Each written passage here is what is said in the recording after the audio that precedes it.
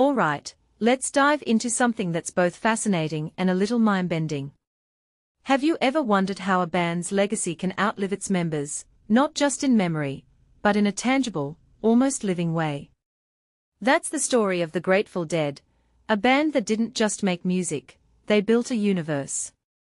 And today, I want to take you on a journey through the keepers of that universe, the Archivists, and the fans who've turned their history into something you can touch, hear, and experience. Here's the hook.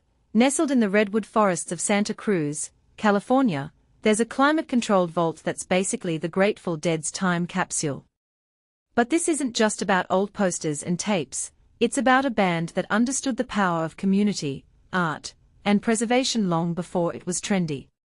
What makes this really interesting is how the Grateful Dead's legacy isn't just stored away, it's actively lived, shared, and expanded by fans, archivists, and even academics. It's like the band never really left, they just evolved into something bigger. Now, let's set the stage. The Grateful Dead archive at the University of California, Santa Cruz, isn't your typical museum collection. It's a living, breathing testament to a band that was as much about counterculture as it was about music. Personally, I think what stands out is how intentional the band was about preserving their history. They weren't just making art, they were documenting a movement. And that's why, decades later, we are still uncovering layers of their story. One thing that immediately stands out is the sheer scale of this archive. We are talking nearly 1,000 boxes of flyers, posters, letters, and even the original marionettes from their Touch of Grey music video. But it's not just about the stuff, it's about what it represents. The Grateful Dead's visuals, like the iconic Steelers skull or the dancing bears, weren't just merchandise, they were a language. If you know, you know. And that's the beauty of it. It's like a secret handshake that spans generations. What many people don't realize is how the band's approach to community building was way ahead of its time. In 1972, they started a newsletter called Deadheads Unite, a move that feels almost prophetic in today's world of fan engagement. But here's the kicker, they didn't just stop at newsletters. They set up ticketing hotlines, allowing fans to order concert tickets directly from the band. If you take a step back and think about it, this was guerrilla marketing before the term even existed. They weren't just selling tickets, they were building a family. Now, let's talk about the music, because that's where the real magic lies.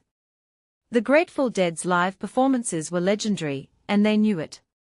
That's why they started recording every show back in 1966. But here's the fascinating part, these weren't just recordings. They were multi-tracked masterpieces, captured by sound engineers like Cantor-Jackson, who traveled with the band for over a decade. Her Betty Board's recordings aren't just audio files, they are time machines. She wasn't just recording the music, she was capturing the vibe, the energy, the magic of those live shows. And in 2013, one of her recordings was added to the Library of Congress's National Recording Registry. That's how impactful this stuff is. But here's where it gets even more interesting.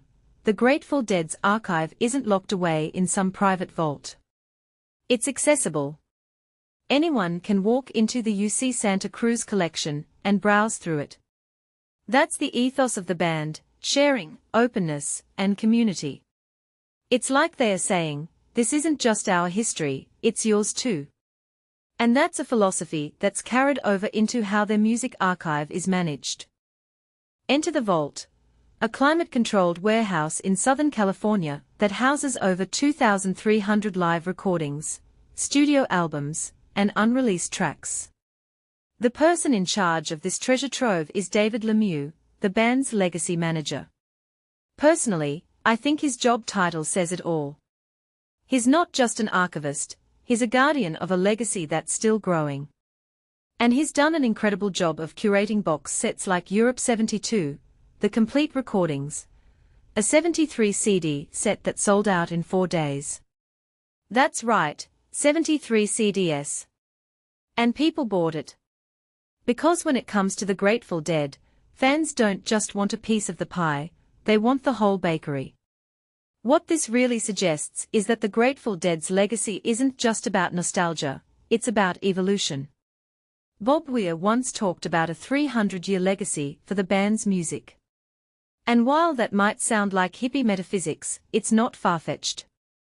With archives like these, and fans who treat every recording like a sacred text, the Grateful Dead's music could very well outlive us all.